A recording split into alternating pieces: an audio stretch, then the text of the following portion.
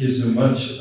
Thank you for introducing me. Thank you to be here with this esteemed crowd of, I feel, technical, sided, likewise people, which honors me as well, because our solution is here for unifying engineering data of some sort. I will come to that later. So, I'm the co-founder and CEO of PropX. If you ever heard of SpaceX, you may remember me. Then afterwards we are called PropX. So what is the actual problem with digital twins? Or how would we see it is the current state of it. Engineering data is special data. There are MEP schematics, there are 2D plans, there are 3D plans. There is GIS, there is IoT, there is BIM data. All of these data is normally not seamlessly interoperable. You have to do a lot of things to make this seamlessly. You could not even try to have it in an aggregated platform as we speak. So data is something which a lot of people now call it the new gold. Why? Because there's so much data around the globe which is not standardized, which is not contextualized, which is not even structured in a certain way. And cities has a lot of data, which is siloed most of the time. So I guess when you work as an engineer, when you work in the AEC industry, you tend to work with different programs, with different IT systems, with Excel files, with PDFs, etc. I guess it's a hazard for you to work like that, and you would wish sometimes when you work at best that there is something else you may want to consider. So we work on an infrastructure design data platform which enables the user to have BIM, GIS, LEADER, IoT, ERP, and MEP data as well. Mechanical, electrical, and plumbing data. Because a lot of people in the audience are from this range. So you want to have that everything is together in there. So we started with the digital twin technology and making it seamlessly. So if you think of a digital twin, do not think as if it is a deployable single solution. Think of it much broader.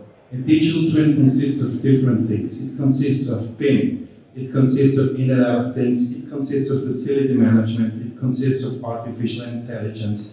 And in the end, everything converges to this digital twin we call it. So the problem on a city scale is that you have endless data sources and endless stakeholders, if you wish, as well. The city is the most complex system you may have when we're talking about data. There is rail asset data, there's road asset data, there is AEC BIM data, there is ArcGIS data, there is ERP data, there is IoT data, there is utilities data, there is data of whatever source there is, and they are not interoperable, and they do not connect with each other seamlessly. So we see digital twins not as a visualization tool first. That comes at the end. To make a good visualization, you must have a digital twin which is data integration first. And how do you integrate this data? It's graph ontology-based data. So we know that visualizing data is no longer science fiction. Think of Palantir. Palantir comes from the more design space of it, one of the biggest data companies. We come from an engineering space, and we do ontology-driven digital twins, which are ready-made for AI.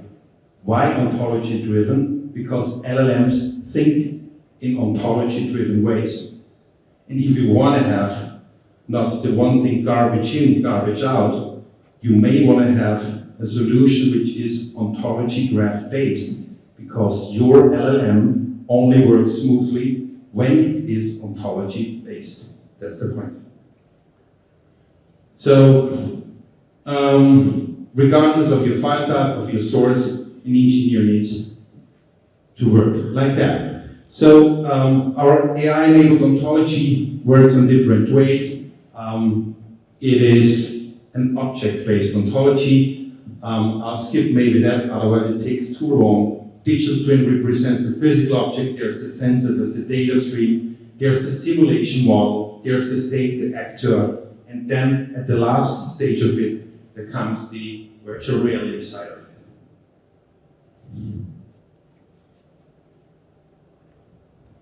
So we see it as an asset contribution with graphics. Graphics would involve a pipe, a valve, there would be other data sources, there would be relationships to suppliers, there would be tags, tagging entities.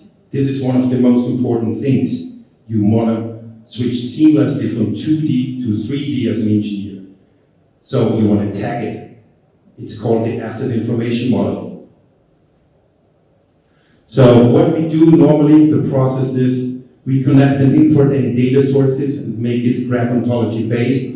We contextualize it, and after we have contextualized it, we empower it with AI and visualize and manage it. So almost any kind of data can be accessed through this. The digital twin milestones for the industrial asset, we just did a gas facility in Doha. You start with a brownfield asset, meaning you do your leader scanning with very expensive cameras, that's a side step of it. You do your dump BIM model, and I'm saying it's dumb because it's not smart yet. So this is the phase 2. Phase 3 is the asset information modeling phase, and then the last phase is the digital twin phase of itself. So what does it mean? So any gas facility of ours where we have done the leader scan, it must be tagged, there is a loop title, there is a unified intelligence on it, which makes it smart within the context of the gas facility, for example. So if there is this gas facility, and if this gas facility is scanned, you upload the point cloud data, your mesh data. You may work with this. And from the mesh, you can explore every detail of this gas facility you may want. You may explore the valves as it's colorized. You may explore the pipes, you may explore the plumbing, as it is as built in any detail you may can imagine. This must be tagged, this must be connected, so that engineers can switch between 2D, 3D schematics, can switch between electrical schemes, can do their MEP schemes on this scale. And we solve the most current problem for engineers, that there is no interoperability between systems and between schematics on a 2D and 3D scale basis. So this comes from a 3D, the 3D valve, for example. The valve is an entity type, the entity type is tagged again, etc. Via the tagging, you make the model smart. And when you have this ontology graph solution, you may put an AI model on top of it. And AI models work best with ontology graphs. That is our solution. So you may pull ChatGPT on it, you may pull Gemini on it. The point is always garbage in, garbage out. So state or look that your solution is smart, is the single source of truth, and then your LLM will work. LLM do not work with garbage in, right? They produce garbage out. So this works with maintenance management system. We can surely do. We can do real-time operations modeling as well, based on these ontology graphs. So what is the value for the client? The value is actually very huge. You wouldn't imagine. One of the gas facilities we did had a reduction in energy cost of 10%. There was an increase in maintenance efficiency by 20%. And they even had a reduction in unplanned downtime of about 15%.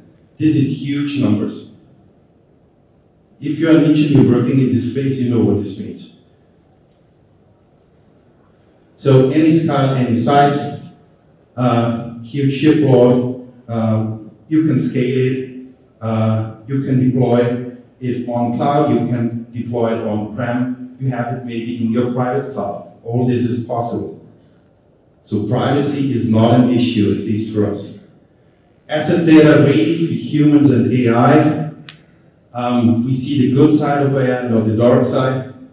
And the good side is amazing. There is also, for Dubai International Airport, a POC we did, putting airports are already smart. Airports are maybe the most smartest solutions already there, but they have systems siloed and data siloed. That's their problem. So when you have an airport management comes and say, we want to have these systems put together on one platform. That is what they have. They have standardized data, contextualized data. They already have it. But you put it together on one platform. This is what they need, for example. And with Dubai, we did that. We connected the IoT feeds. We connected the cameras. Everything in a holistic, aggregated dashboard.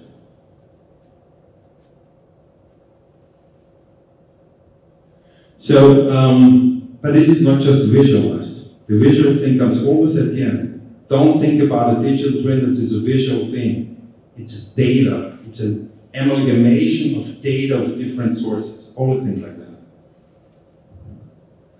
And at the end, there comes the immersive and complete scenes, which is just an output of it. You can build to BIM, you can measure, you can connect any data you may want. We connect your MEP schemes, we connect your electrical schemes. Whatever there is from your side, this can be connected. It can be a massive model, like a huge ship, and it's built in BIM scale, and you may export it to NVIDIA Omniverse environments or to Unreal Gaming Engine environments to have it scaled.